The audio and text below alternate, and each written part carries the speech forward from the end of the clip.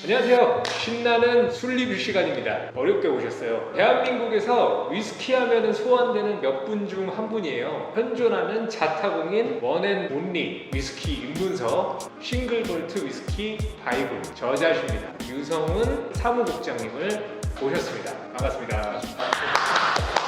질문을 하나 드리면은 한국에서 이제 남은 못지않게 위스키를 많이 드셔보셨잖아요. 그렇죠. 예. 그럼 내가 한국에서 상위 몇 퍼센트 안에 들어갈 거다. 위스키 많이 먹어본 걸로. 많이 마셔본 0.1%. 0.1%. 와우. 가장 오래 숙성시킨 위스키가 46년? 46년? 이상은 또 46년에 어디서 마셨냐면 하일랜드 파크 증류소 가서 오크통에서 뽑은 거를 그거 마셨죠. 남아있나요? 46년에. 그렇게 다양한 쉬운 경험을 가지셨는데 아직 못 드셔본 위스키가 있다고 해서 제가 오늘 가져왔습니다. 뭔지 보이시죠? 이것 때문에 왔어요. 출시된 날 저 SS에 올라왔더라고요. 양조장에 밤에 새벽에 가서 줄 서서 산대요. 나 깜짝 놀랐어. 이거 아니 물론 이제 그럴 수도 있죠. 네.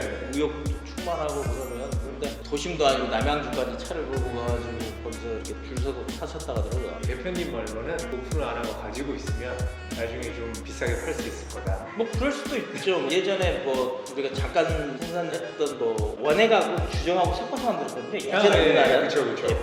베르나인 골드부터 해가지고 그런 것들 원 상태 좋은 것들이 거래되기도 하더라고요.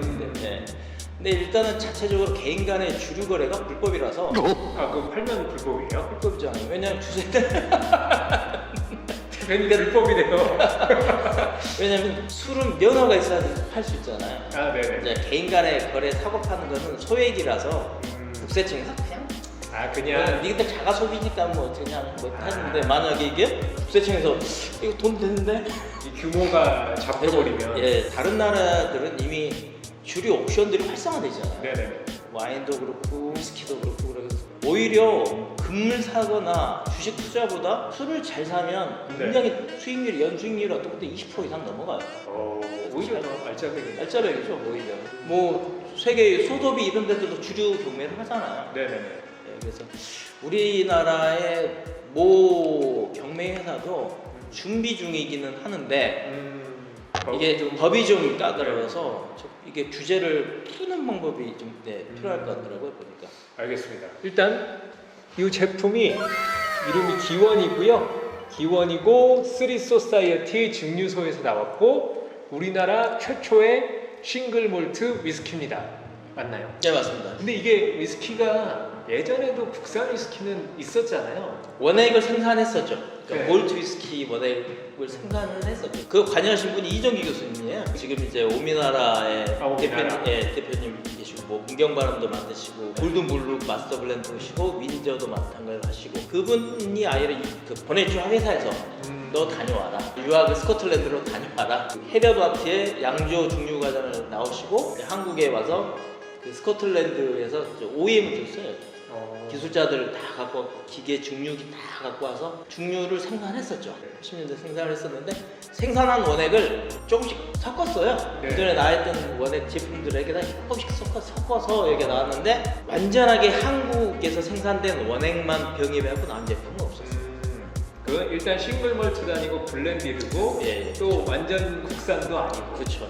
일부가 사용됐었죠. 그것 아직 남아있으면 이 술이 가격이 이거 얼마인지 들으셨죠? 8만 원인가? 200ml에 88,000원. 일반인들이 보기에는 야 그걸 누가 사냐 할 정도로 놀라운 가격인데 또 얘기를 들어보니까 주세법상 어쩔 수 없이 세금이 붙는 게 있더라고요. 그렇죠. 주세가 72% 붙고 고도주 중준 72% 붙고 거기에 교육세가 또 30% 붙고 거기에 이제 부가가치세가 10%가 붙으니까 150 몇 프로가 되잖아요. 막 술값이 그러니까 비쌀 수밖에 없어요. 오히려 저는 해외에서 수입한 술보다 우리나라에서 만든다 그러면 나라에서 오히려 좀 혜택을 주고 전통주는 좀 그런 거 있죠. 그런 게 있을 줄 알았더니 오히려 그게 아니라 세금을 더 붙여버리는 결과가 되더라고요. 명인이 만든 전통주하고 지역 국산주의 같은 경우에는 일정 퍼센트 이상 우리 농산물을 사용해서 만들면 주세를 30% 깎아줘요. 다 해도 70몇 %밖에 안 되는데 일단 여기는 이제 시작은 이제 해외 농산물로 사용했고 그 시작 자체가 뭐 혜택이었죠. 지금 이제 논의 나오고 있는 분들이 위스키 같은 것도 맥주가 좀 얘기가 먼저 나오고 있거든요. 100% 국산 보리를 하면 야 주세를 좀 감량해주라 전통주처럼. 그런 지금 논의는 있어요 지금. 저는 몰트는 영국산이더라고요. 그렇죠. 네. 스코틀랜드. 맥주가 우선 그게 통과가 되면 나중에 증류주도 가능할 것 같긴 한데 네. 근데 생각이 그거잖아요. 이게 맥주는 위스키는 외국주 이런 그런 부분만 없어진다면 세제 혜택도 논의는 해봐야죠. 예, 할 수 있겠죠. 근데 사실 이게 아시아권에서 일본이나 대만 같은 경우는 위스키를 지금 굉장히 잘 만들고 있잖아요. 그렇죠. 예. 무조건 서양권 술도 아니고 사실은 일본 위스키는 더 좋은 평가받기도 하고 근데 가격이 너무 비싸. 그 정도까지는 아닌데 네. 제가 또 대만 위스키 언급한 게 제가 여기 증류소를 가봤더니 좀 특이했던 게 이게 지금 1년 1개월인가 됐더라고요. 예. 그래서 아니 위스키가 그래도 뭐 한 3년 이상은 돼야지 숙성도 거치고 위스키라고 하지 않나 하는데 그 얘기를 하시더라고요. 약간 한국이 사계절이 좀 명확하고 여름에 덥고 겨울에 춥고 이러다 보니까 이 숙성 과정이 사이클이 더 빨리 돈다고. 그거는 뭐 네. 그럴 수 있어요. 예. 물론 뭐 에디션이 올해 타이거 나오고 그 다음에 뭐 유니콘 목소리에서 내년 내후년 계속 나오는데 일단 처음에 하나를 내놓을 수 있었던 이유가 벌써 한번 숙성이 좀 된 것 같다 라고 이렇게 얘기를 하더라고요. 근데 그게 대만도 아마 그런 기후가 있다고. 대만 까발란 증류소하고 오마르 증류소가 있습니다. 예, 오마르 네. 까발란 증류소를 가면 온도 그러니까 날씨를 극한으로 이용을 해요. 여름에는 창문을 닫아버려요. 그 유리 온실 같은 효과가 나죠. 겨울에는 창문을 다 열어버립니다. 아예 춥겠죠 그러면? 아예 극한으로. 술의 숙성을 얘기할 때 증발량을 얘기하는 경우가 많아요. 증발량이 자기들은 15%다. 매년 15%씩 날아간다. 태국 위스키 같은 경우는 1년에 차트에 30%가 나와요. 아, 태국은 뭐 다 날라가네. 해외 심사로 갔다가 그 태국의 유명한 그 위스키 재벌이죠. 집안 대대로 술 사업을 하신 분이에요. 야 너희는 1년에 얼마나 날라갔더니 차트에 30%. 그다음 두 번째부터 15%. 아, 태국 위스키면 그 생송? 생좀 많이 아, 그거 아니야? 아니고 그 카탈로그 보면 옛날 MRV 컨셉의 말타 비키니 펴놓고 말 타고 다니는 그 위스키 광고가 있어요. 다음에 뭐 기억나면 다시 말씀. 알겠습니다. 네. 근데 기억이 나. 제 생각은 그래요. 여기서도 뭐 증발량이 어느 정도인지를 제가 사실은 물어봤어요. 마케팅 담당에 쫙 질문을 14개를 보냈는데 답변이 그냥 오십시오 한번. 그래가지고 1년 증발량을 답변을 못 들었어요. 영리했던 부분이 두 가지인데 올해가 타이거 에디션이고 내년이 유니콘인가? 네네. 유니콘이고 그다음에 독수리 그 다음에 오비 낼 것 같아요. 네. 오비 오피셜 버튼. 정식 제품은 아. 4년 정도 숙성된 게 정식 제품으로 나오지 않을까. 지금 제 예상은 그러니까 매년 소비자에게 이렇게 인식을 시켜주는 거죠. 이렇게 그래서 기대감을 주고 그런 전략이 아니었을까. 인식을 시켜줘야죠. 우리 위스키 만들고 있어, 숙성하고 있어. 그래서 매년 제품을 출시하고 4년쯤에 딱 정식 꾸준히 갈 제품들이 나오지 않을까. 영리하게 마케팅하는 것 같아요. 추정이야. 도정환 대표님 갑자기 뭐 다르게 할 수도 있지만 왜냐면 제가 했으면 그렇게 했을 거거든요. 하긴 뭐 이렇게 내놓으면서 계속 좀 피드백도 받을 수 있는 그렇죠. 거고 예. 조금씩 계산을 할 수 있는 거고. 근데 그거 너무 비싸. 88,000원. 근데 뭐 맛을 봐야지 뭐 소장할 만한지. 두 번째로 연이했던 부분들은 추정입니다. 세 가지 원액 중에 옥통의 스펙을 물었더니 켈빈 프로이즈에서 나온 뉴 화이트 오크라 하더라고요. 네. 쉽게 얘기하면 미국 같은 경우는 전부 다 뉴 화이트 오크잖아. 네. 새 버진 오크. 그러니까 미국은 통을 재사용할 수 없습니다. 법으로 정해져 있어요. 네. 물론 이제 일정 기간 위스키를 숙성시키고 다시 뭐 쉐리 캐스크라든지 다른 통을 옮겨 숙성시킬 수 있지만 네. 첫 숙성시키는 위스키는 버번 위스키 같은 경우는 화이트 오크 새거 뉴 오크여야 되거든요. 네. 근데 그 화이트 오크 뉴 오크 같은 경우에는 가장 침출물이 많잖아요.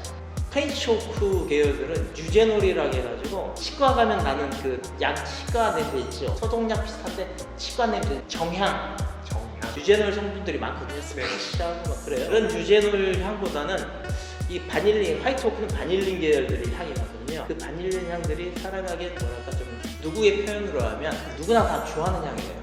우리가 바닐라 아이스크림 싫어하는 사람들 별로 없잖아요. 별로 없죠. 덜 좋아할 수 있어도. 있어도 누구나 대부분 보편적으로 좋아하거든요. 그게 사람이 어렸을 때 우유나 모유를 먹고 자랐기 때문에 그런 바닐린 향에 대해서 부담감이 적다라는 게 있거든요. 예. 네. 그래서 첫 제품으로 다른 옥통에 수정시킨 원액보다 가장 빨리 수정이 됐을 거고, 그다음에 누구나 좋아하는 바닐린 성분들이 좀 이렇게 사람 테이스팅하게 좋게 했을 것 같다는 추정하에 그 통에서 나온 원액을 담지 않았을까. 처음이니까 좀 리스크를 최소화하는. 그렇죠, 그렇죠. 전략적으로. 네. 대부분 뭐 쉐리오크라든지 예를 들어서 그러니까 버번통을 썼으면 왜냐면 네. 한 번 썼던 것들을 갖고 왔기 때문에 단기간에 이렇게 나오지 않죠. 첫 번째 통의 효과를 100으로 치면 네. 두 번째 재사용된 효과의 그 오크통은 75%, 세 번째는 50%, 네 번째는 25%라고 얘기를 해요. 그러니까 가장 100%의 오크 빨이라 같게 오크 빨을 알겠어, 좀 약간 그런 용어를 써줘야 좋아하죠. 100% 오크 빨을 빨리 할 수 있는 게 사이즈도 작은 200ml, 180ml의 네네. 그런 저 화이트 오크, 뉴 오크를 쓰지 않았나. 그런 또 추정이 가능하죠. 예, 예, 네. 다 추정이야. 교정한테 나와서 나중에 아닌데 하면 뭐 나중에 댓글 이렇게 쭉 다는 거 아니에요? 오해가 있어요. 오해, 설명드립니다. 본인 등판 해가지고 아닙니다. 추정이니까 뭐 이거는 그렇죠. 술을 저는 마시기만 하다가 이제 공부를 하고 메이킹을 해서 술 제조까지 공부하다 보니까 네네. 이런 추정을 하게 되더라고요. 보니까. 예. 그러면은 추정을 현실로 바꿔서 한번 예. 테이스팅을 해보시겠습니다.